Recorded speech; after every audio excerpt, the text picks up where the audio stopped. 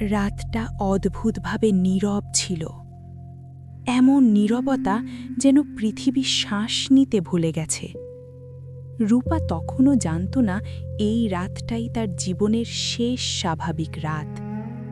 দূরে কোথাও একটা শিয়াল ডাকছিল, কিন্তু সেই ডাকেও একটা অস্বাভাবিকতা ছিল।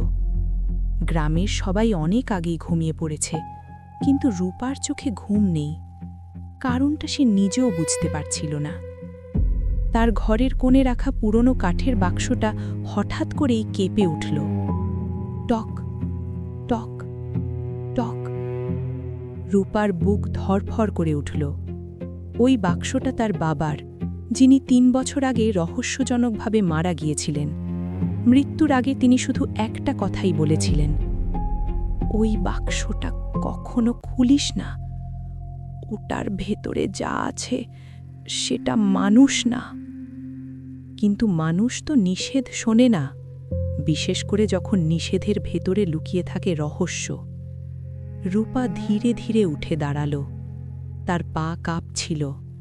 বাতাসটা ঠান্ডা হয়ে গেছে হঠাৎ। জানালার ফাঁক দিয়ে কালো কুয়াশা ঢুকছে।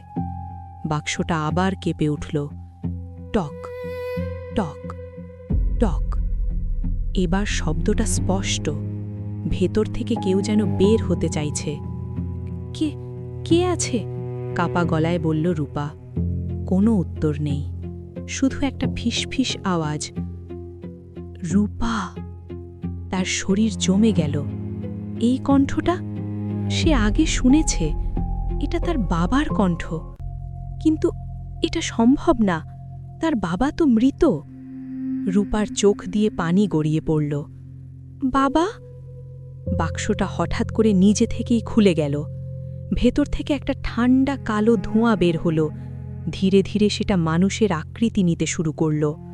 রূপা চিৎকার করতে পারল না, কারণ তার সামনে দাঁড়িয়ে আছে তার বাবা। কিন্তু এই মানুষটা তার বাবা না। তার চোখ দুটো পুরো কালো, ঠোঁটে এক ভয়ঙ্কর হাসি। আমি তোকে বলেছিলাম, খুলিস না, ফিসফিস করে বলল সে। রূপা পিছিয়ে গেল। তুমি তুমি কে? লোকটা ধীরে ধীরে এগিয়ে এলো। আমি তোর বাবার শরীরটা ধার নিয়েছি শুধু। তারপর হঠাৎ করে পুরো ঘরটা অন্ধকার হয়ে গেল। রূপা অনুভব করল তার পিছনে কেউ দাঁড়িয়ে আছে। সে ঘুরে তাকালো। একটা মেয়ের ছায়া, সাদা পোশাক, চুল মাটিতে ছড়িয়ে আছে, আর তার চোখ রক্তে ভরা। মেয়েটা ধীরে ধীরে বলল, তুমি দেরি করে ফেলেছ। পরের দিন সকালে পুরো গ্রাম জেগে উঠল এক ভয়ঙ্কর খবর নিয়ে।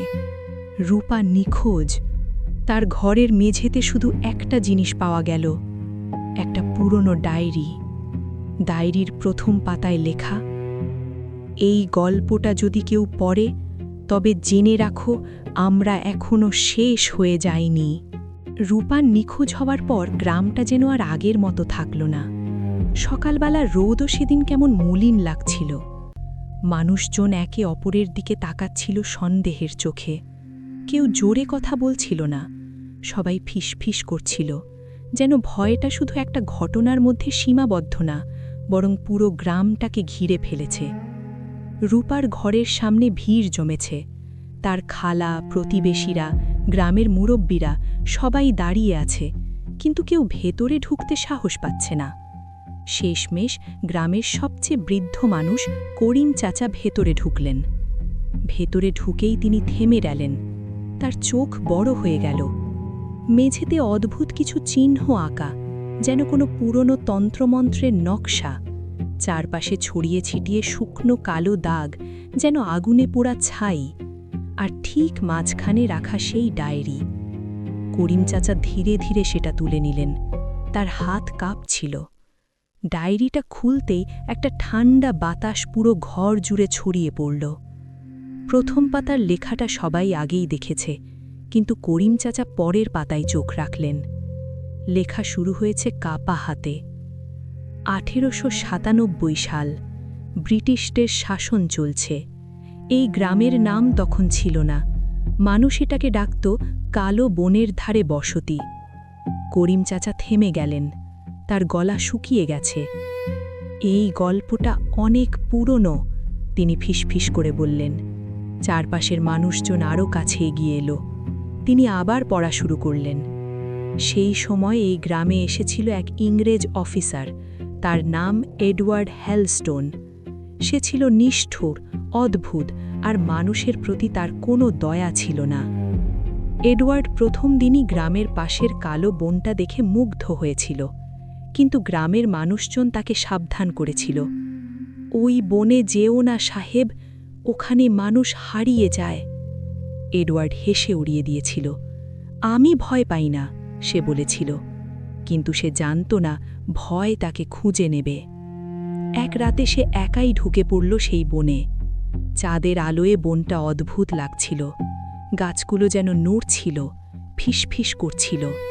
হঠাৎ সে একটা গান শুনতে পেল, একটা মেয়ের কণ্ঠ, অপার্থিব সুন্দর। সে সেই কণ্ঠের দিকে এগিয়ে গেল, আর তারপর সে তাকে দেখল। একটা মেয়ে, সাদা পোশাক, লম্বা চুল, তার চোখে এমন এক দৃষ্টি যেন 1000 বছরের দুঃখ জমে আছে। তুমি কে? এডওয়ার্ড জিজ্ঞেস করল। মেয়েটা হাসল। আমি, যাকে তুমি খুঁজছ। এডওয়ার্ড অবাক হল। আমি তো তোমাকে খুঁজছিলাম না। মেয়েটা কাছে এগিয়ে এলো। তার গায়ের গন্ধ মাটির মতো, কিন্তু তাতে একটা পচা গন্ধ মিশে আছে। তুমি জানো না, কিন্তু তুমি অনেক দিন ধরেই আমাকে খুঁজছ। এডওয়ার্ড হঠাৎ একটা অদ্ভুত টান অনুভব করল। সে মেয়েটার চোখের দিকে তাকিয়ে রইল। তার শরীর যেন নিজের নিয়ন্ত্রণে নেই। তুমি মানুষ না, সে ফিসফিস করে বলল। মেয়েটা এবার হেসে উঠল। হাসিটা সুন্দর না, ভয়ঙ্কর। আমি কখনোই মানুষ ছিলাম না। তারপর হঠাৎ করে পুরো ঘরটা অন্ধকার হয়ে গেল। রূপা অনুভব করল তার পিছনে কেউ দাঁড়িয়ে আছে। সে ঘুরে তাকালো। একটা মেয়ের ছায়া, সাদা পোশাক, লম্বা চুল, আর তার চোখ রক্তে ভরা। মেয়েটা ধীরে ধীরে বলল, তুমি দেরি করে ফেলেছ। পরের দিন সকালে একটা ভয়ঙ্কর খবর নিয়ে পুরো গ্রাম জেগে উঠল। এডওয়ার্ডের মৃত্যুদেহ পাওয়া গেছে, কিন্তু তার শরীরে একটা চিহ্ন ছিল, যেন কোনো পুরনো তন্ত্রমন্ত্রের নকশা। আর ঠিক তার পাশে কিছু শুকনো লাল চুল। করিম চাচা পড়া থামালেন। ঘরে কেউ একটা শব্দও করছিল না, সবাই নিঃশ্বাস বন্ধ করে আছে।